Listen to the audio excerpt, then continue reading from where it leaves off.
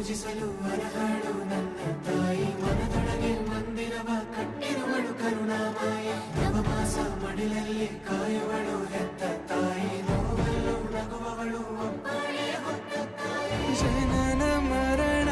ಜಗದ ಸಂತೆ ಅದಕ್ಕೂ